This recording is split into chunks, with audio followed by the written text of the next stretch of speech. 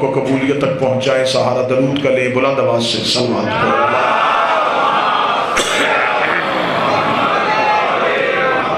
اپنے وقت کے امام کی حفاظت کے لیے, نصرت کے لیے اور مالی کی تاجیل کے لیے ایک مرتبہ پھر بلند آواز سے صلوات پڑھیے. اللہ صلی علی محمد. اجازت ہے ذکر شروع کیا جا سکتا. آج کی مجلس مخصوص و منسوب ہے اس شہنشاہ کے نام جس کا کردار بھی علی ہے اور نام بھی علی ہے. بسم اللہ. کیا کہنے خراسان کے اس شہنشاہ کے جو ایک ہی وقت میں محمد بھی ہے اور علی بھی ہے. یہ اعزاز صرف سیدہ کے بیٹوں کے پاس ہے. یہ اعزاز صرف خاتون جنت کے بچوں کے پاس ہے کہ یہ آل محمد ہو کے پھر محمد ہو جاتے ہیں.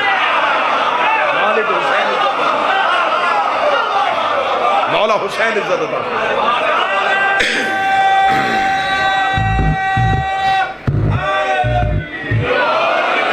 میں اس شہنشاہ کا تذکرہ کرنے لگا ہوں جس نے ملوکیت کو امامت کے قدموں پہ گرایا. کسی بھی دور میں کسی بھی حجت کو کبھی بھی بادشاہت کی ضرورت نہیں ہوئی. قطعاً کوئی بندہ نہ یہ سمجھے کہ جو بادشاہ ہو وہ امام ہوتا ہے یا جو امام ہو وہ بادشاہ ہوتا ہے. یوسف قید خانے میں بھی نبی تھے. فرعون تخت پہ بھی لانتی تھا. اب سر ہلا رہے, اس کا مطلب ہے لانتی تخت پہ بھی بیٹھا ہو.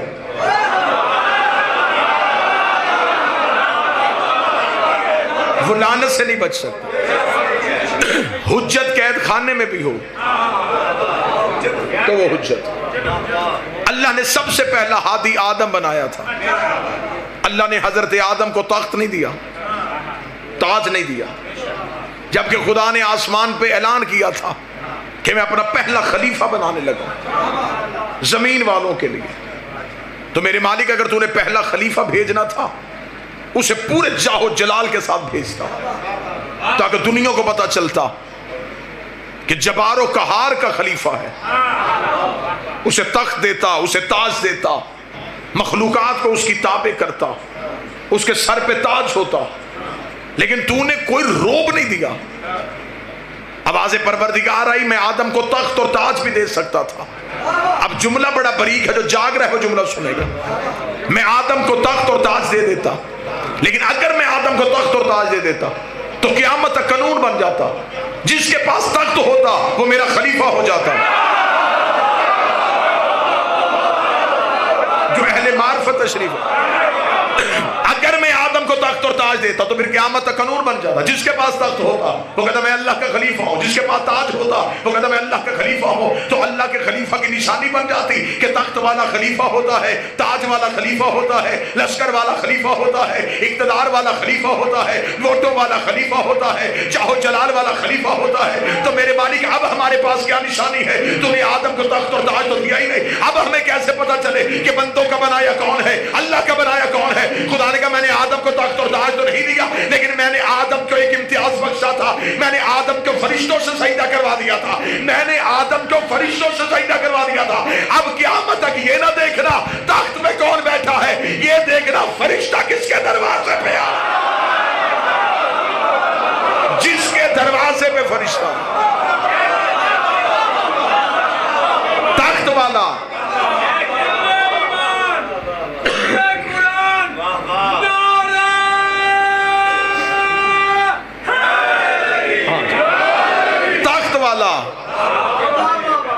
بندوں کا بنایا ہو سکتا, لیکن جس کے دروازے پہ فرشتہ آئے, جو فرشتے کو دیکھے ایک بار نہیں,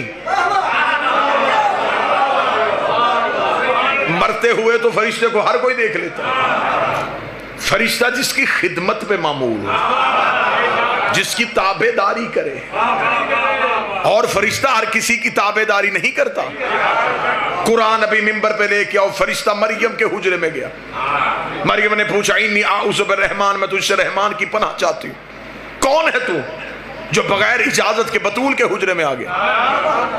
مریم نے تھوڑا روب جھاڑا تو فرشتہ بھی بول پڑا. اسے کہا رک بی بی، انا رسول ربک، میں تیرے رب کا بھیجا رسول ہوں. مریم نے کہا کیوں آیا ہے؟ اسے کہا تجھے بیٹا دینے آیا ہوں.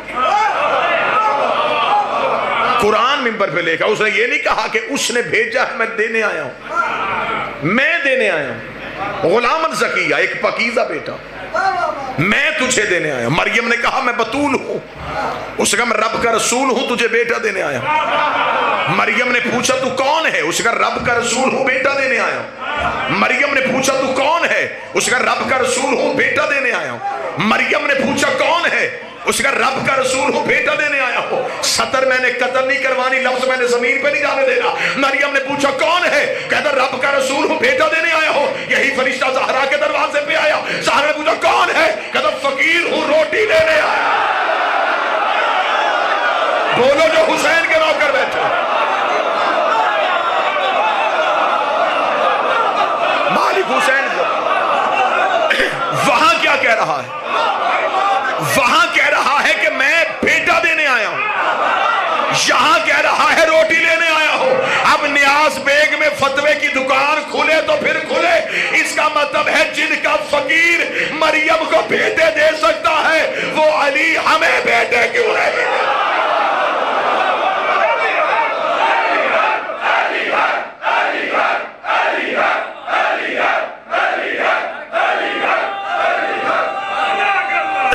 بسم اللہ سے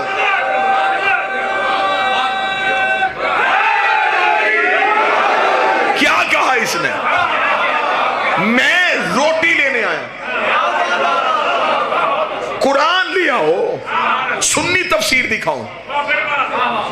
طاہر القادری نے لکھا تفہیم القرآن کہ یہ مکہ مدینے کے فقیر نہیں تھے، یہ اللہ کے بھیجے فرشتے تھے جو زہرا سے روٹیاں مانگتے رہے. اب یہ سوال طاہر القادری سے پوچھو، فرشتوں کو تو بھوک لگتی نہیں،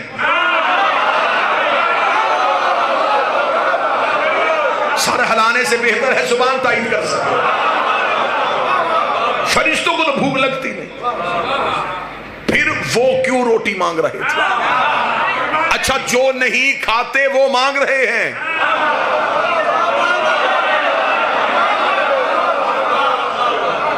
اور جو روٹی کے بغیر مر جاتے ہیں وہ مانگتے ہوئے مر رہے ہیں. چلے میں اگلا جملہ ایک اور گرہ کھول دیتا ہوں. فرشتوں کی تخلیق کا مقصد کیا ہے؟ عبادت الہی. ان میں نفس نہیں، ان میں خواہش نہیں، کھانا پینا اوڑھنا بچھونا بستر لباس اولاد شادی کچھ نہیں، صرف عبادت. جو قیام میں ہے وہ قیام، جو رکوع میں وہ رکوع میں، جو سجدے میں وہ سجدے. اب یہ عبادت الہی میں مصروف ہے. ان میں سے خدا نے چند فرشتوں کو بھیجا ہے زہرا کے دروازے پہ روٹی میں. سنیے، میں یہاں منبر پہ تقریر کر رہا ہوں، مجھے باہر سے کوئی بھائی آواز دے الوی صاحب مجلس چھوڑے پہلے آئیں چائے پی لیں، تو اب مجھے بتائیں کیا مجھے منبر چھوڑنا چاہیے؟ یہ ہے اعلیٰ کام، وہ ہے کم تر کام. ہاں اگر میں کمرے میں چائے پی رہا ہوتا اور کوئی تیز تیز آ کے کہتا جلدی کریں منبر خالی ہو گیا، اب مجھے چائے چھوڑنی چاہیے، کیونکہ وہ تھا کم تر کام. خطیب میں اور مجمع کے ذہن میں چند سیکنڈ کا بھی فاصلہ آ جائے نا تو پھر باتیں ضائع ہونی شروع ہو جاتی ہیں. ذہن اکٹھے چلے تو پھر لفظ ضائع نہیں ہوتے. میں نے کہا کہ ہمیشہ کم تر کام اعلیٰ کے لیے چھوڑا جاتا ہے، اعلیٰ کام کم تر کے لیے نہیں چھوڑا جاتا. فرشتے کر رہے تھے اللہ کی عبادت. خدا نے کہا تسبیحاں چھوڑو زہرا سے مانگو، تسبیحاں چھوڑو سیدوں سے مانگو. خدا نے فرشتوں کی عبادت چھڑوا کے سیدوں سے منگوا کے دنیا کو بتایا ہے ان سے مانگنا بدعت نہیں، فرشتوں کی عبادت ہے. مانگا ہے سیدوں، لہذا اللہ کی حجت کے لیے تخت اور تاج ضروری نہیں. ہر دور میں امت نے آل محمد سے تخت اور تاج چھین کے یہ سمجھا کہ شاید ہم آل محمد کو کمزور کر دیں گے، لیکن یہ سچائی روز روشن کی طرح آیا کہ ہر حکومت حجت کے دروازے پہ آئی ہے. کسی بھی دور میں کوئی بھی حجت حکومت کے دروازے پہ نہیں گئی. علی خاموش اپنے گھر بیٹھے رہے. حکومت بار بار جاتی رہی. آخر جب تنگ آ گئے تو پھر تھک ہار کے علی سے کہنے لگے یا علی آپ حکومت کریں گے؟ کیا کہنے میرے بادشاہ علی تیرے جملے کے. اللہ نے فرمایا اٹھاؤ اپنی اس زخمی اونٹنی کو.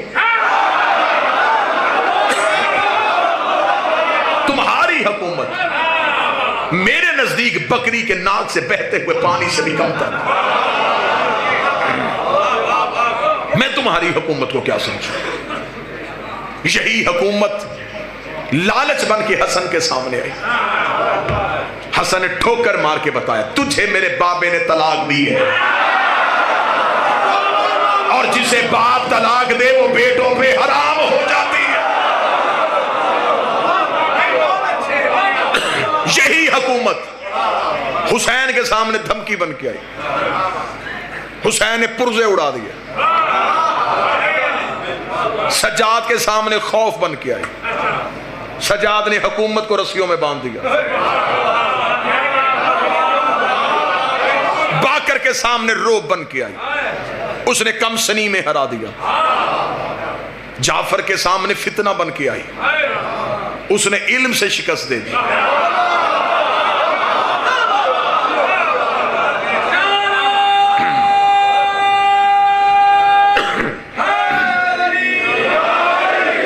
موسیٰ کے سامنے پھر فرعون بن کے آئی. اس نے عطا کے دریائے نیل میں ڈبو کے مار دی. پھر جب رضا کا دور آیا اب یہ منت بن کے آ گئی.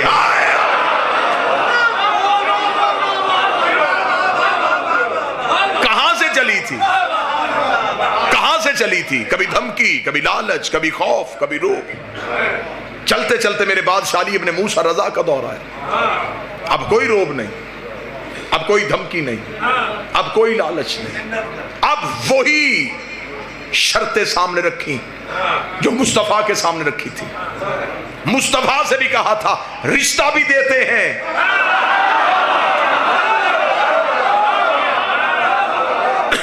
بادشاہت بھی دیتے ہیں. چلتے چلتے چلتے چلتے اخیر اتنی مجبور ہو گئی. آت میں محمد سے کیا کہ پھر وہی بات کہی رشتہ بھی لے لے، بادشاہت بھی لے لے، کسی طریقے سے ہمیں لعنت سے بچا. امام رضا مدینہ سے نکلے. اب سفر شروع ہو گیا ہے خراسان کی طرف. بادشاہت ہے مامون رشید کی. میں پورا موضوع امام رضا پڑھنے لگا ہوں. اگر آپ کی سماعت مکمل متوجہ. امام چلتے چلتے پہنچے. جب امام پہنچے تو یہ بہت لمبا ایک واقعہ میں پڑھوں گا تو بات امام کے سفر پہ ہی ختم ہو جائے گی اور میں جہاں پہنچنا چاہتا ہوں وہ بات ادھوری رہ جائے گی. نیشا پور کا سفر امام کا مشہور ترین سفر. اتنی دنیا علم کے لیے ترس گئی تھی، اتنی ترس گئی تھی کہ اتنا عرصہ ہو گیا تھا باب علم بند تھا. اتنا ترس گئی تھی کہ امام جس گھوڑے پہ تھے 7 لوگ کاغذ قلم اٹھا کے آ رہے تھے یہ بولے ہم لکھیں.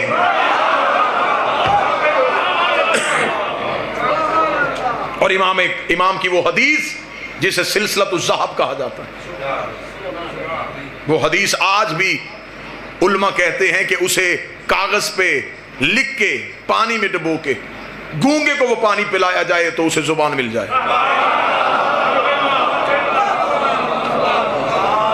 وہ حدیث سلسلۃ الذہب پڑھ کے اندھے کی آنکھوں پہ پھونک ماری جائے اسے بینائی مل جائے. جب نیشاپور کے قریب آ کے امام سے پوچھا گیا کچھ تو بول، امام نے پھر ایک سلسلہ شروع کیا. اسے کہتے ہیں سلسلہ عصمت، اسے کہتے ہیں شجرہ طیبہ. امام نے کہا میں نے سنا ہے اپنے باپ سے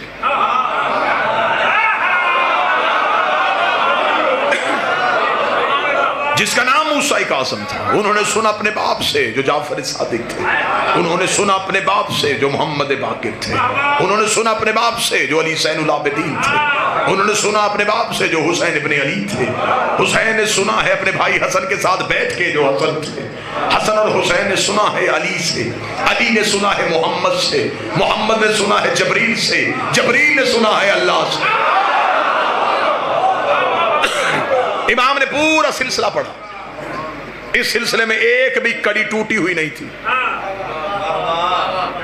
جب امام نے اتنا بہترین سلسلہ پڑھا تو لوگوں نے کاغذ قلم ہاتھ میں کیا سنا؟ اب امام گھٹنوں پہ کھڑے ہوئے، زین پہ کھڑے ہوئے، امام نے کہا لا الہ الا اللہ ایک قلعہ ہے، یہ کہہ کے امام پھر بیٹھ گئے، سواری پھر چلی، لکھنے والے کاغذ قلم لے کے پیچھے بھاگے، مولا آگے، امام پھر گھٹنوں پہ اٹھ کے کھڑے ہوئے، امام نے کہا اس قلعے میں داخل جو ہوگا وہ امان پا جائے۔ لوگوں کے چہروں پہ خوشی آئی، امام پھر بیٹھے، لوگ پھر پیچھے پیچھے دوڑے، امام پھر گھوڑے کی زین پہ بلند ہوئے، امام نے کہا لیکن اس قلعے میں داخل ہونے کی چند شرطیں ہیں۔ اتنا کہنا تو لوگوں کے سانس وہی کے وہی رک گئے کہ اب مولا پوہے گا کہ وضو شرط ہے، نماز شرط ہے، غسل شرط ہے، روزہ شرط ہے، تقوی شرط ہے، زہد شرط ہے، عبادت شرط ہے۔ امام کا گھوڑا چلتا گیا، 40,000 کاغذ قلم امام کے پیچھے پیچھے چلتے گئے، مولا وہ شرط کیا ہے، مولا وہ شرط کیا ہے، مولا وہ شرط کیا ہے۔ امام گھوڑے کی زین پہ اٹھ کے کھڑے ہوئے، اپنی عبا کو کھولا، سینے پہ اعلیٰ من شروطہا، ان شرطوں میں ایک شرط عام ہے، عام ہے وہ شرط، ہمارے بغیر تم لا الہ الا اللہ میں نہیں پہنچ سکتے۔ امام پہنچ گئے خراسان، مامون نے کہا کہ مولا میں چاہتا ہوں کہ آپ کی بیعت ہو۔ امام کو تخت پہ بٹھایا گیا، امام نے کہا پھر اسے کہا بیعت کروائیں، توجہ میری طرف رکھیے۔ امام نے ایسے ہاتھ بلند کیا، لوگ سامنے لائن بنا کے کھڑے تھے بیعت کرنے کے لیے، امام یوں بیٹھے تھے بلا تشبیہ۔ مامون نے کہا کہ مولا میں بیعت کروانا چاہتا ہوں، امام نے کہا میں بیعت کروا رہا ہوں۔ اس نے کہا مولا ایسے بیعت نہیں، ہم تو ایسے کرواتے ہیں۔ امام نے مامون کی طرف دیکھا، بدبخت تجھے نہیں پتا معصوم کسی کے آگے یوں نہیں کرتا۔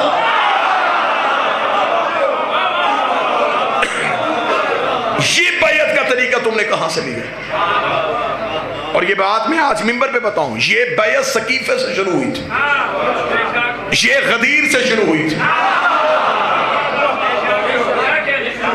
غدیر میں رسول نے علی کا ہاتھ ایسے نہیں بڑھایا،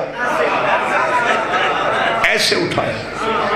خلافت والوں کی ہاں بیعت ایسے ہوتی رہی، امامت والوں کی ہاں بیعت ایسے ہوتی رہی۔ جو چپ ہے تمہاری خاموشی کا تالا توڑوں؟ اگر آج بھی دیکھنی ہو کہ امامت کدھر ہے، خلافت کدھر ہے، اب پتہ چلا کہ علم پہ ہاتھ کیوں ہے۔ غازی آج بھی 12ویں کی بیعت لے رہا ہے، اور ویسے بھی جس گھر کی چھت پہ غازی کا ہاتھ ایسے ہو، اس گھر میں رہنے والوں کا ہاتھ کبھی ایسے نہیں ہوتا، اس لیے کہ ہم غدیر والے ہیں۔ امام نے کہا ہم بیعت ایسے نہیں کرواتے، ہم ایسے کرواتے۔ اور رسول کا بیعت کا طریقہ یہ تھا کہ چھوٹی انگلی سے بیعت شروع کرو اور انگوٹھے پہ ختم کرو۔ یہ بیعت ہوتی کیا ہے؟ بیعت کا لفظ ہے بیچنا۔ 5 چیزیں معصوم خریدتا ہے، 5 بیچتا ہے۔ 5 چیزیں معصوم کے حوالے کی جاتی ہیں، جان، عزت، مال، نفس، اولاد، یہ معصوم کی۔ اس کے بدلے میں اس سے 5 چیزیں لی جاتی ہیں، اس کے بدلے میں اس سے 5 چیزیں معصوم سے خریدی جاتی ہیں: جنت، بخشش، شفاعت، حشر کی ذمہ داری اور قبر کے عذاب سے بخشش۔ 5 چیزیں دو، 5 چیزیں لو، اس خرید و فروخت کو بیعت کہتے ہیں۔ یہ سوائے معصوم کے کسی کی ہو نہیں سکتی، کیونکہ سوائے حجت کے کوئی یہ چیزیں دے نہیں سکتا۔ صحابی جنت میں جا سکتا ہے لے جا نہیں سکتا. ویسے بھی میں پاکستان کے ہر ممبر پہ کہہ رہا ہوں میرے اہل سنت بھائیوں نے اسلامیات میں وہ واقعہ بڑی کثرت سے لکھا ہے کہ ہمارے پاس 10 صحابہ اکرام رضوان اللہ علیہ مجمعین ایسے ہیں جنہیں نبی نے اپنی زندگی میں بیعت رضوان میں جنت کی بشارت دی تھی, اور انہیں میرے اہل سنت بھائی عشرہ مبشرہ کہتے ہیں کہ ہمارے پاس 10 ایسے ہیں, ہمارے پاس 10 ایسے ہیں جنہیں نبی نے جنت میں جانے کی بشارت دی تھی. مجھے اس واقعے میں بحث نہیں کرنی کہ اس کی سند کیسی ہے, یہ واقعہ ہے یا نہیں ہے, لیکن میرے اہل سنت بھائیوں کے پاس صرف 10 ایسے ہیں جنہیں نبی نے جنت میں جانے کی بشارت دی تھی. یہ سارے وہ بیٹھے ہیں جنہیں نبی نے جنت میں جانے کی ضمانت دی ہے. بشارت والے اور ضمانت والے اور.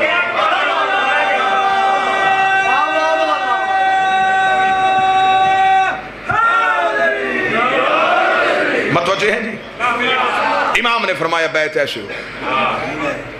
امام کی بیعت ہو گئی. جب بیعت ہو گئی تو اب مامون نے کہا مولا پہلا حکم.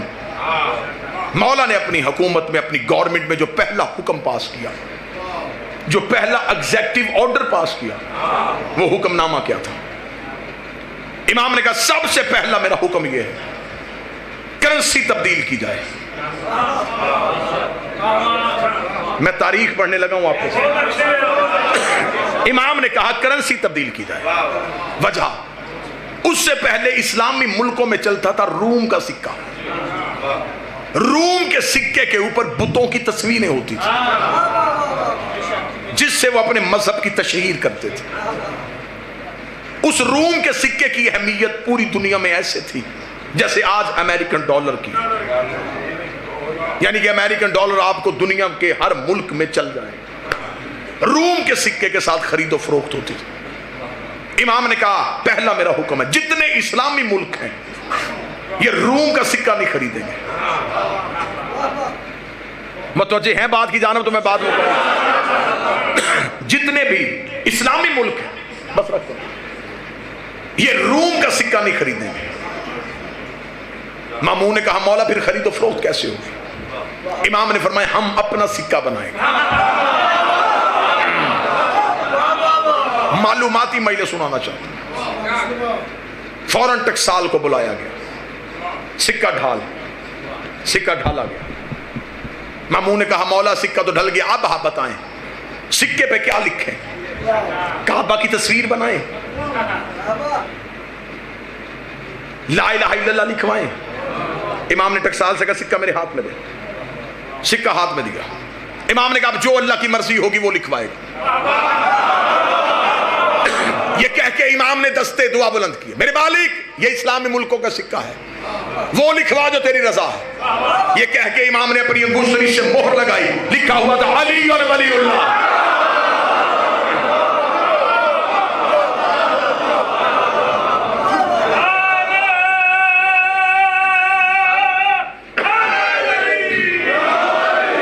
کیونکہ لا الہ الا اللہ سب کوئی پڑھ سکتا ہے, محمد رسول اللہ ہر کوئی پڑھ سکتا ہے. علی ولی اللہ وہ پڑھے گا جس کا لا الہ پہ بھی یقین ہوگا, محمد رسول اللہ پہ. علی ولی اللہ دین کی کچی پکی کا نام نہیں, دین کی ماسٹر ڈگری کو علی ولی اللہ کہتے ہیں. امام نے کہا علی ولی اللہ کا سکہ. امام نے کہا یہ سکہ بناؤ. وہ سکہ بن گیا. وہ سکہ اسلامی ملکوں میں پہنچا دیا گیا. اب دشمن کے لیے تو وہ موت تھا کہ دل میں بغض علی, جیب میں علی ولی اللہ.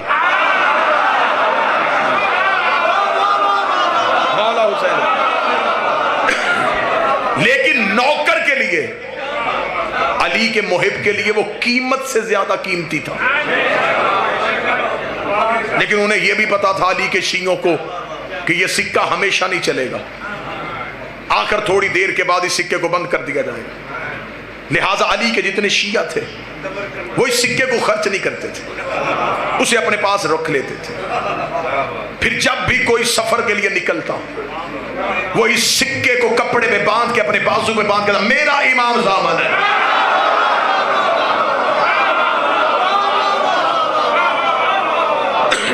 یہ پہچان ہوتی تھی شیعوں کی.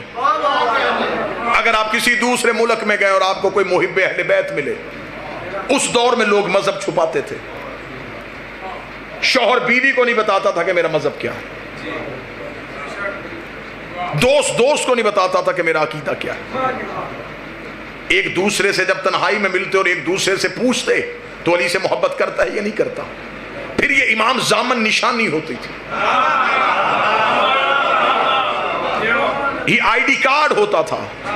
اسے کھول کے دکھاتے تھے میں بھی علی کی ولایت کا قائل ہوں.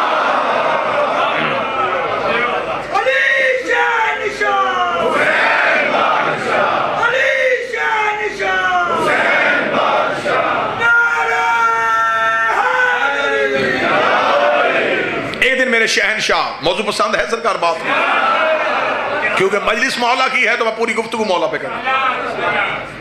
اتنے فضائل ہیں علی ابن موسیٰ رضا کے, اشرا پڑھا جا سکتا ہے. ایک مجلس ہو سرکار کی علمی بصیرت پہ, ایک مجلس ہو سرکار کی سیاسی فیصلوں پہ, ایک مجلس ہو سرکار کی جنگوں کی حکمت عملی پہ. پوری ایک کھلی کتاب ہے میرے بادشاہ کی سیرت. میرے شہنشاہ دربار میں بیٹھے تھے. دربار میں بیٹھے بیٹھے مامون رشید کا یہ طریقہ کار تھا کہ جتنے سیاسی فیصلے ہوتے تھے وہ خود کرتا تھا. علمی فیصلے امام سے کرواتا تھا. اور امام ویسے بھی دنیا داری کے فیصلوں کو ترجیح نہیں دیتے تھے. امام کہتے سیاست جانے اور تو جان. اس لیے علی ان ولی اللہ پڑھنے والوں کو سیاست سے دور رہنے کا حکم دیا گیا. سیاست جھوٹ اور منافقت کی ماں کا نام ہے. آل محمد نے سے دور رہنے کا حکم دیا. یہ سب سے پہلے علی کے خلاف استعمال ہوئی تھی. اب مولا صرف علمی فیصلوں کے لیے دربار میں آتے. مامون رشید ایک دن دربار میں تھا, یہاں دربار میں خوشبو کا جھونکا آیا. اتنی تیز خوشبو تھی کہ ہر کوئی دائیں بائیں دیکھنے میں مجبور ہو گیا یہ خوشبو کہاں سے آئی. مامون رشید بھی اپنی جگہ سے اٹھا اور اس نے یوں دیکھا یہ خوشبو کہاں سے آئی ہے. یا دور سے ایک شخص ہاتھ کا اشارہ کر رہا تھا. مامون نے کہا اسے بلاؤ. کون ہے تو؟ اس کا جسے ڈھونڈ رہا ہے. کون؟ اس نے کہا وہ خوشبو میرے پاس ہے. مامون نے کہا کون سا عطر ہے؟ کس پھول کی خوشبو ہے؟ کہاں سے خرید کے لایا ہے؟ اس نے کہا نہ یہ پھول نہ یہ عطر. پھر یہ کیا ہے؟ اس نے ایک کپڑے کو کھولا, اس کے اندر ایک ڈبی تھی, اس نے ڈبی کو کھولا, مامون کے سامنے کیا. مامون نے کہا یہ کیا ہے؟ اس نے کہا تیرے رسول کے سر کے بال. یہ منہ مبارک رسول ہے, نسل در نسل ہمارے پاس آ رہا ہے. تو پھر اس نے کہا اب میں غریب ہو گیا ہوں, چاہتا ہوں یہ بال بیچ دوں, لہذا میں چاہتا ہوں کہ تو خریدے. مامون نے کہا قیمت؟ اس نے ایک بال 100 دینار, 7 بال 700 دینار. اس نے کہا اتنے قیمتی کیوں؟ اس نے رسول کے خریدنے. مشیروں نے مامون سے کہا خرید لے, کوئی نہ کوئی چیز تو ہمارے پاس بھی ہوگی, ہم بھی نبی کے وارث ہیں.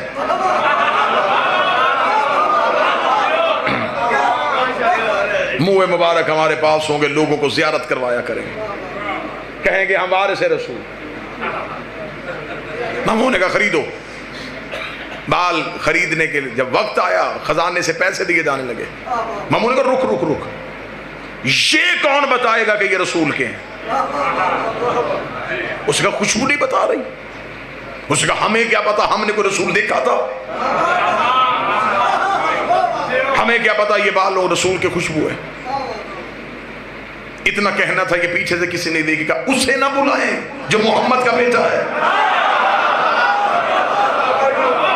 ہاں ہاں ذرا بلائیں مولا علی ابن موسیٰ رضا کو. مولا رضا کو دربار میں بلایا گیا. پوری رات بھی واہ واہ کہو تو جملے کا قد بڑھا ہے. جب امام رضا کو دربار میں بلایا گیا تو درباریوں کی حیرت کی انتہا نہ رہی. وہی خوشبو ادھر سے بھی آ رہی تھی. مالک حسین ان ہاتھوں کو سلامت ہو, جو خوشبو ادھر سے آ رہی تھی.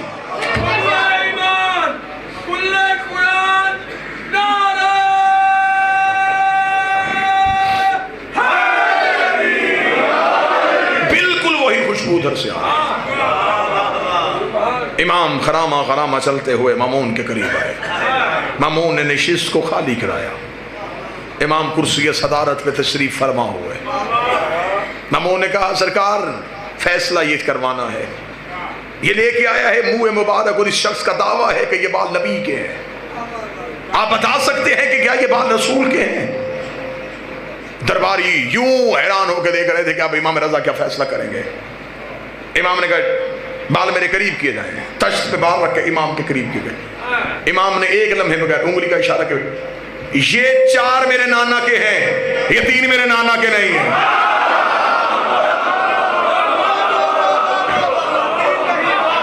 یہ 4 بال میرے نانا کے ہیں، یہ 3 بال۔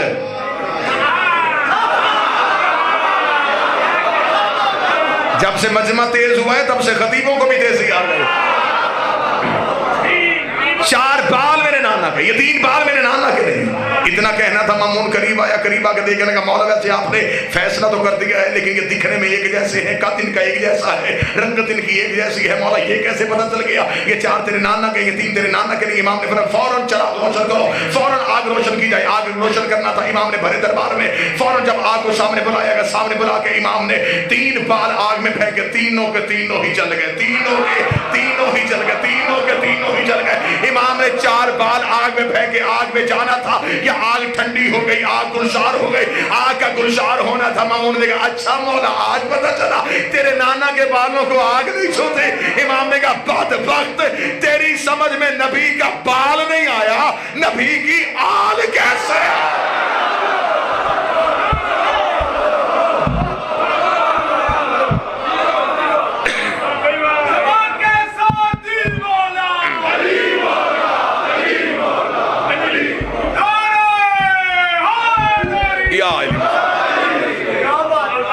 تجھے نبی کے بال سمجھ میں نہیں، نبی کی آل سمجھ میں کیسے؟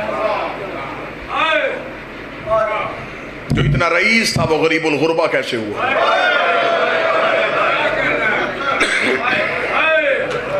میرا مولا تمہیں مشہد لے کے جائے، علی کے روزے پہ جاؤ تو جلالت، حسین کے روزے پہ جاؤ تو کرم، عباس کی ذری پہ جاؤ تو روب، رضا کے روزے پہ جاؤ تو امیری۔ جو پہلی بار مشہد جاتا ہے نا، جو ہی امام رضا کا حرم دیکھتا ہے، سینہ بھائی جان یوں چوڑا ہو جاتا ہے، شیعہ کو فخر ہوتا ہے اس امام کا نوکر ہو۔ سونے کے دروازے، چاندی کی سیڑھیاں، بہترین حرم، تا حد نگاہ امیری ہی امیری، خوشبو کے جھونکے، بہترین ایرانی کلیم، خادموں کی لمبی لائنیں۔ ظاہر چلتا چلتا جب امام کی ذری پہ جاتا ہے، ذری کو دیکھتا ہے پھر چہرہ خوش ہوتا ہے۔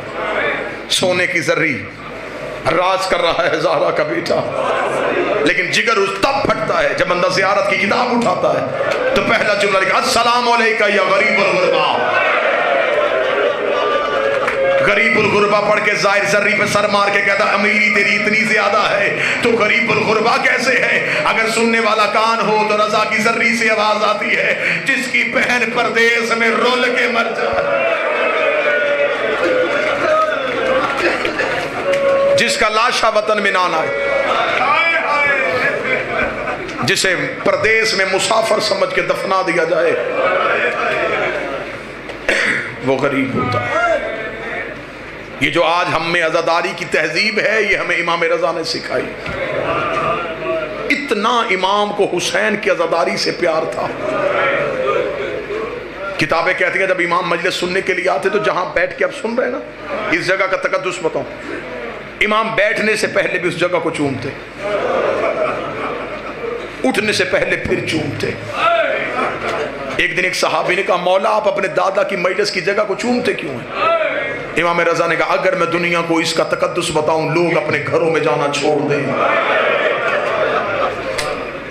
لوگ رہیں ہی حسین کی صف عزا پہ۔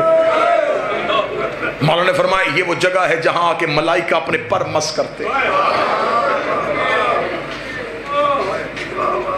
مولا فرماتے اگر ہمارے عزادار کو مجلس شبیر میں بیٹھنے کا اجر بتا دیا جائے۔ مولا فرماتے ہیں کہ اللہ جب عرش میں ملائکہ سے کہتا فرش پہ دیکھو جہاں حسین کی مجلس ہو رہی ہوتی، تو ملائکہ کہتے ہیں ہم سے ساری زندگی کی عبادت لے لے، ہمیں تھوڑی دیر کے لیے اس محفل میں جانے دے۔ اس لیے کائنات کا کوئی عمل ایسا نہیں جس میں 14 نے کہا ہو کہ ہم تمہارے ساتھ ہیں۔ کسی کتاب میں مجھے بتاؤ کہ انہوں نے کہا مصلی بچھاؤ ہم تمہارے ساتھ نماز پڑھیں گے، افطاری کے لیے دسترخوان سجاؤ ہم تمہارے ساتھ افطار کریں گے، حج کے لیے احرام باندھو ہم تمہارے ساتھ حج کریں گے۔ ایک ہی وعدہ کیا تم حسین کی صف بچھاؤ، کوئی آئے نہ آئے ہم ضرور آئیں گے۔ مردوں میں سجاد بیٹھ جاتا ہے، عورتوں میں زینب بیٹھ جاتی ہے۔ میرے مولا علی ابن موسیٰ رضا، مولا اپنے گھر میں روزانہ مجلس کرواتے تھے، شبیر کے ذاکر کا احترام میرے مولا رضا نے سنایا، اتنا احترام کرتے تھے اپنے دادے کے ذاکر کا۔ اکثر دیبل کو بلاتے تھے مرثیہ سننے کے لیے۔ دیبل ایک دن امام کو مرثیہ سنانے کے لیے، دیبل ابھی دروازے پہ تھا، امام چل پڑے، دیبل وہیں کا وہیں رک گیا۔ امام نے کہا رکا کیوں ہے؟ اس نے کہا آپ چل رہے تھے میں آپ کے احترام میں رک گیا۔ امام اس کی طرف دوڑ کے گئے، امام نے اس کے گلے میں باہیں ڈال کے جو جملہ پڑھا وہ جملہ سناؤ۔ امام نے گلے میں باہیں ڈال کے اے میری دادی کا مددگار، اے میری ماں فاطمہ الزہرا کے مددگار۔ امام نے شبیر کے ذاکر کے گلے میں باہیں ڈالی، امام ہاتھ پکڑ کے لے کے آئے، دیبل سر جھکا کے آیا۔ امام نے کہا دیبل کوئی نیا مرثیہ بھی لکھا ہے؟ عامر آباد سے لکھا ہے۔ امام نے کہا سنا مجھے، آج میں اپنے دادے کو رونا چاہتا ہوں۔ دیبل کھڑا ہو کے پڑھنے لگا، امام نے کہا رک، منبر پہ بیٹھ۔ دیبل کہتا مولا پھر آپ کہاں بیٹھیں گے؟ فرمایا زمین پہ۔ دیبل تڑپ کے کہتا میری جرت ہے زہرا کا بیٹا زمین پہ بیٹھے میں ممبر پہ بیٹھ جاؤں؟ فرمایا میں حکمن کہتا ہوں تو ذاکر شبیر بن کے ممبر پہ بیٹھ، میں عزادار شبیر بن کے خاک پہ بیٹھ۔ آج مجھے شبیر کا عزادار بننے دے، آج مجھے حسین کا عزادار بننے دے۔ دیبل ممبر پہ حکم امام کے تحت بیٹھ گیا۔ دیبل نے ایک مرثیہ پڑھا، یہ مرثیہ عربوں میں آج بھی بڑا مشہور ہے، عرب آج بھی اس مرثیے کو سب سے زیادہ پڑھتے ہیں۔ یہ وہی مرثیہ ہے جسے حماد اہل بیت شہید محسن نقوی نے اسی مرثیے کا اردو میں ترجمہ کیا تھا اور وہ بڑا مقبول ہوا تھا۔ زہرا تیری کلیوں کا صحرا میں بکھر جا، یہ تخیل دیبل ہے، یہ دیبل نے لکھا تھا۔ سجاد یہ کہتے تھے معصوم سکینہ سے عباس کے لاشے سے چپ چاپ گزر جا۔ دیبل ممبر پہ بیٹھا، دیبل نے ممبر پہ بیٹھ کے مرثیہ شروع کیا۔ دیبل لگا میرا سلام سیدہ تیری اولاد پہ، بی بی میرا سلام تیرے بیٹے حسن کو جسے امت نے تیروں سے زخمی کیا، بی بی میرا سلام تیرے بیٹے حسین کو جس کا لاشہ 3 دن بغیر کفن کے پڑا رہا، بی بی میرا سلام تیرے بیٹے سجاد کو جس نے زیور اٹھائے اور شام کا بازار عبور کیا، بی بی میرا سلام تیرے بیٹے باکر کو جس نے کم سنی میں قید دیکھی، بی بی میرا سلام تیرے بیٹے جعفر صادق کو جسے امت نے زہر دے کے شہید کر دیا، بی بی میرا سلام تیرے بیٹے موسی قاسم کو جس کے جسم کا گوشت زندان کی زنجیریں کھا گئی۔ دیبل نے یہ آخری شعر پڑھا اور آخری شعر پڑھنے کے بعد دیبل ممبر سے نیچے اتر آیا۔ اب جو بندہ امام رضا کے جنازے پہ وہ ماتم کرے گا، دیبل امام موسیٰ کاظم کی شہادت کا شعر پڑھ کے نیچے اترا۔ امام رضا روتے روتے اٹھے، امام نے ایک کاغذ کے ٹکڑے پہ شعر لکھا، امام نے کہا دیبل دوبارہ ممبر پہ جا، ایک شعر دوبارہ پڑھ۔ دیبل نے دوبارہ شعر کو ہاتھوں پہ لکھا، امام نے لکھا میرا سلام زہرا تیرے اس بیٹے پہ جو تو اس میں غربت کی حالت میں دفن ہو جائے گا۔ یہ شعر پڑھنے کے بعد دیبل نے ہاتھ جوڑے، ہاتھ جوڑ کے مولا مجھے تو نہیں پتا فاطمہ الزہرا کا کوئی بیٹا تو اس میں بھی دفن ہے۔ امام نے اپنے گریبان کو چاہ کیا، چاہ کر کہ یہ تیرا وہ غریب امام ہے جو تو اس میں دفن ہو جائے گا۔ اتنا کہنا تھا، دیبل نے دوبارہ شعر پڑھا، یا مستورات کی طرف سے کنات اٹھی، ایک سفید سر والی کلی روتی ہوئی آئی، दोबारा शेर ना पढ़ना। जब से तूने शेर पढ़ा है, कभी रजा की कोई बहन बेहोश होती है, कभी कोई बहन बेहोश होती है। इमाम रजा रोते रोते कनात के करीब गए, रो के कहते ए रजा की बहनों, तुमने सिर्फ भाई के कत्ल का शेर सुना और तुमने रोना शुरू कर दिया। हाय मेरा सलाम सैयदा ज़ैनब पे, जो 70 कदम के फासले पे सर पे कुरान रख के कहती रही ना मार। तुमने सिर्फ भाई की शहादत का शेर सुना।